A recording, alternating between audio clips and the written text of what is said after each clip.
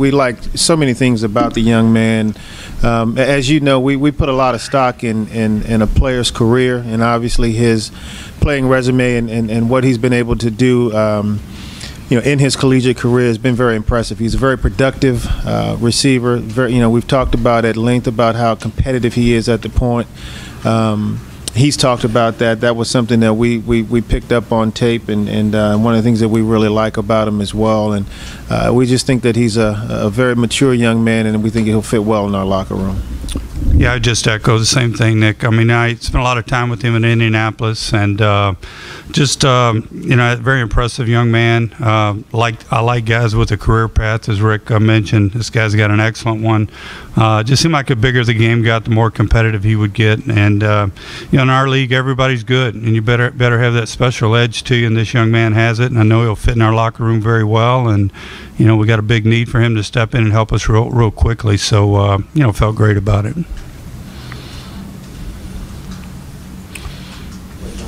Reggie was there, he said one of the reasons you drafted 2 outside linebackers was a good chance one of them progresses, Brooks will move inside. Can you elaborate on that, both of you, please? Let me go first, Rick.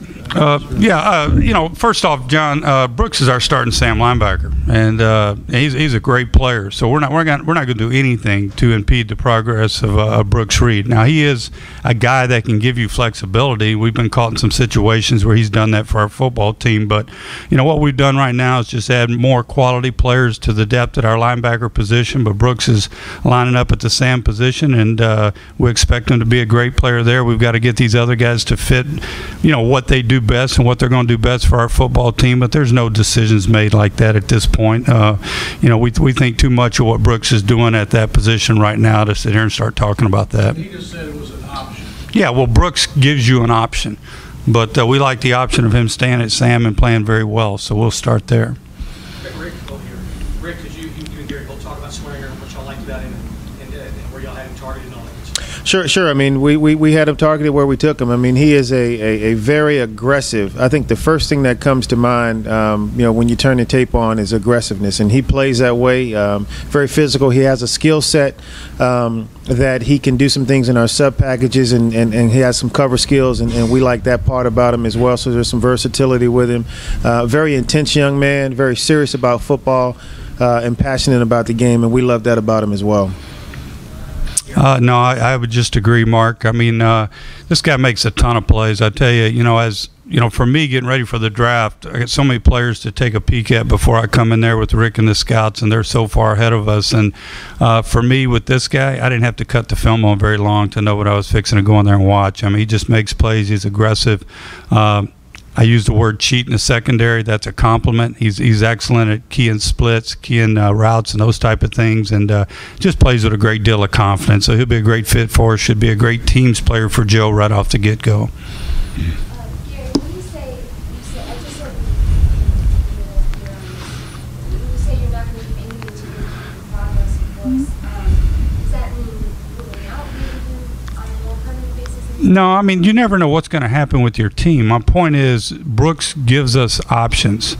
But at the same time, I mean, Brooks is our starting Sam linebacker. We're not making some decision yesterday or today just because of the draft process that all of a sudden we're moving a player. I mean, we're going out there. We got to go to work through OTAs and put our football team together. But Brooks has been an excellent Sam for us. We expect him to stay there, but we'll have to see what happens with our football team. So my point is there's nothing going on right now. There was some thinking that heading into this draft, the fact that he could do different things, gave you that flexibility, that it wasn't inside or outside, it wasn't the specific need. It was, the need was whatever was best because Brooks can move around. Did you guys? Richie, I'll let you. Yeah, well, I mean, I think I sit up here. I did a couple of days ago and discussed how we distinguish need and value in this draft, and the fact that we took 2 outside linebackers that were at positions in the draft that we had value on has nothing to do with the fact that Brooks Reed gives us versatility. So the two are mutually exclusive, and so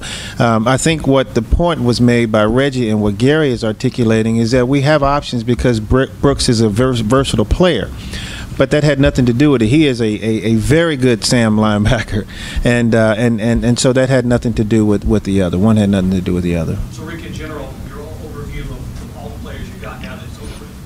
Yeah, I love the class. I mean, I really do. As you look at it from top to bottom, I think, early on we added, 2 players in the first and second round, and even in the third round, even though it's an offensive lineman. But there's an element of mental toughness, of aggressiveness with all 3 of those players. I think in the third round, you look at what we did at the end with Sam Montgomery. He adds a similar element. He plays with his hair on fire. Very aggressive. He's got pass rush ability, and into the fourth round with, Trevardo. I think you look at those 2 guys and the pass rush ability that they add to our football team. I like that. And then as obviously we made a move to go back up a little bit. We had made some moves and gotten out of the 5th round to acquire an extra 6, but really had a guy that was rated high on the board and felt like we wanted to go and make a move to get him, and that was the young tackle Quisenberry. And I think his versatility and his athleticism fits what we do. Like the makeup, I think you will like him as a man as well.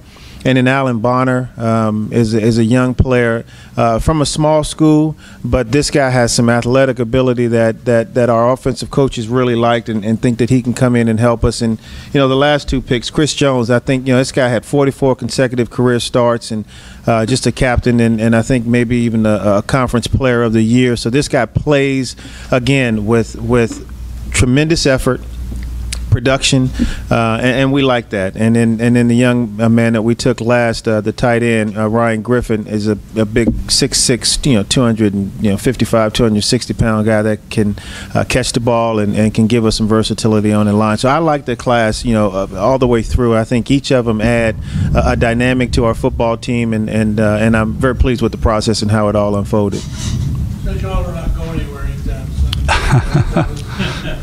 thanks for getting rid of your 7th round pick. So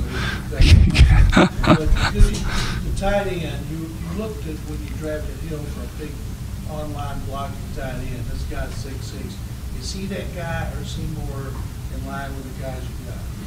He's got the frame to do that, John. He's this young man's a prime example of the visits that Rick brings guys in during the draft, and we visit at lunch with various guys, 2 or 3 a day, and this guy's a big product of that visit. We knew a lot about him. We studied him. We liked him. He came in, was very impressive to us on his visit. We think he's on the come as a player. He's got the big frame to go play on the line of scrimmage and do those type of things. He made a lot of progress doing that last year. He's going to have to make some more, but we feel like he can do that. But he catches the ball very well, runs well, but he's got the big frame, the length, to get on the line of scrimmage, play against these big linebackers that we play against and defensive ends week in and week out. Jazz y'all is every year, not the top guys, but each of them favorite guy, not the first 3 rounds, that you're going to keep a close eye on because there's something special. You can't pick the same guy. Yeah, I'll pick the young man I just talked about, Chris Jones. I really like him. I think that I think when he comes in the building and just the way that he approaches the game and the kind of makeup that he has, I think it's going to be very hard to keep him off the field because he just plays relentlessly and very very productively. Yeah, so I got to go somewhere else. I like Chris a lot, but I won't do that to you. I'll go with Bonner, John. I'll just say, I think he caught 50 balls last year. Went to Indianapolis. I just love watching this guy work in Indianapolis, his confidence. I think there's a big upside here, and there's a big step for him to take, from where he's coming from. But he's going to get a great opportunity with us. We're so young at wide receiver. There's going to be plenty of reps to go around, and I think this kid's got some special stuff to him. So, we'll just sit there and work with him, but I think he's got a chance to help our football team. I think he can do them both, John. Obviously he's not as big. He's 5'10", 195, but this guy can really run, comes out of a break excellent, has big-time ball skills he can return. So there'll be every chance to help this football team. There's a lot of young guys he's competing with. Rico said when he talked about and Gary too, that as the pick was coming close, just holding his breath. What about you guys? What were y'all thoughts as that was coming up? Well, I think we love this guy. Okay, he is a guy that we thought could best come into this situation and help us the quickest, and not only help us quickly, but we think this guy can evolve and develop into quite a player. And so I think that's what Rick was talking about. I try to keep my composure, Mark. So I try not to show that I'm too nervous when those moments are coming. But I'd suffice it to say that we're very, very pleased that DeAndre was there and that we were able to take him. Sounds like you, Gary, you await those picks and you know there's a guy you want. He's there and John's value on for that spot. Yeah, it's a long night from that standpoint, and the closer it gets, you just never know what's going to happen. That's part of the draft. But I would agree with Rick. You just try to hang in there because you've done a lot of work for whoever that player is going to be. But when we're fortunate enough to get this one that we felt so good about for so long, it's a very gratifying feeling for the room and the hard work that we did. So just looking forward to him getting to work.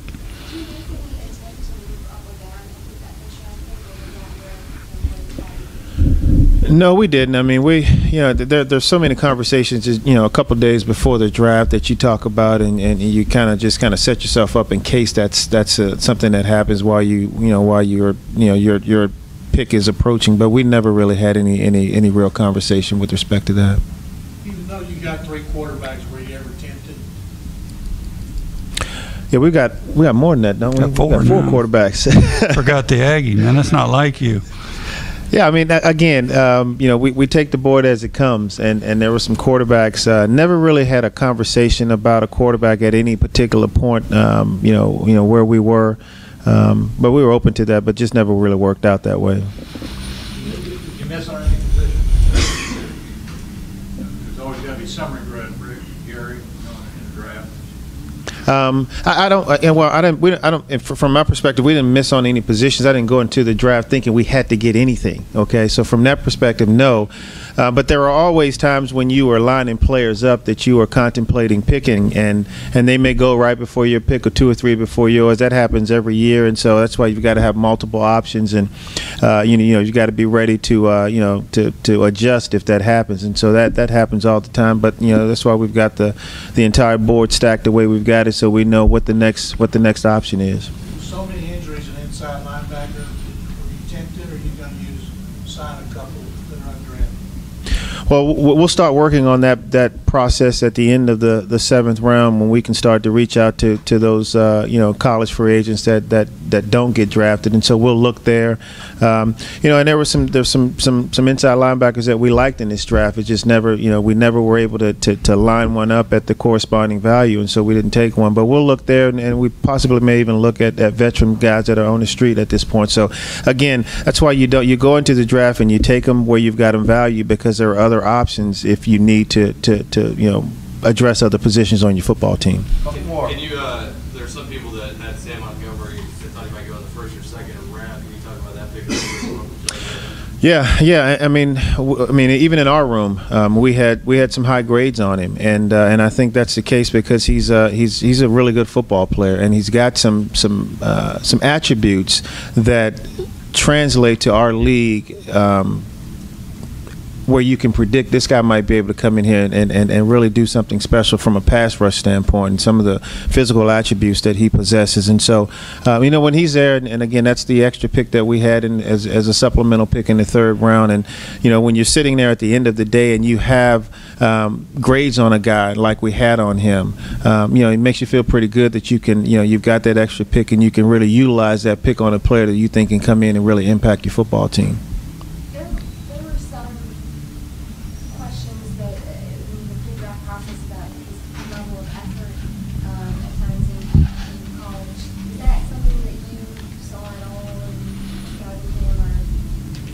Yeah, no, this guy plays with tremendous effort.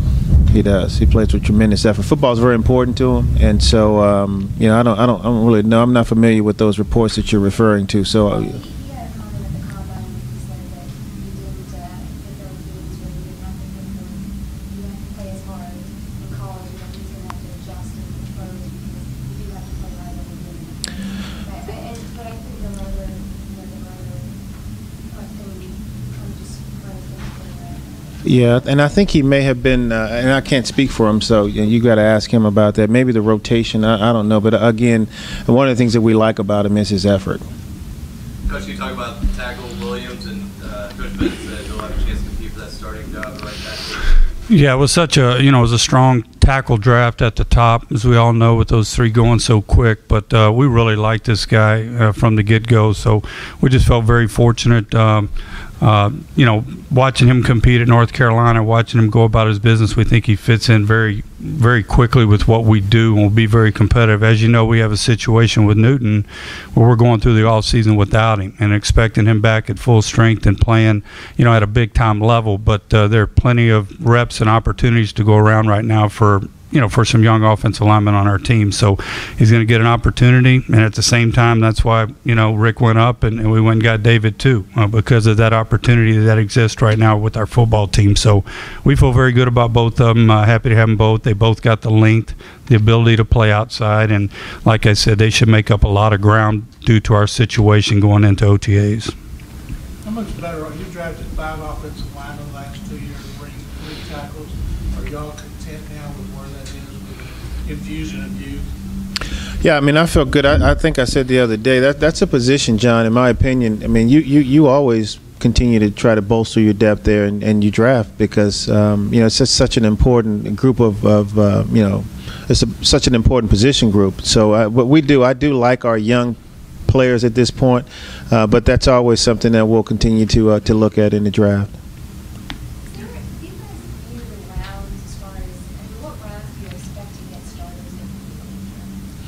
I think the way that we define our grading scale, you obviously want an impact player in the first round, okay, and a guy that and we even differentiate within the first round, whether it's a top 10 pick or a mid-round pick or a late first-round pick in terms of where we think the guy's development might ultimately, where it might ultimately be, and this is just a way for us to define the position and define the value. Second-round guys we think should come in and start pretty early and contribute early, and we like to get the third round.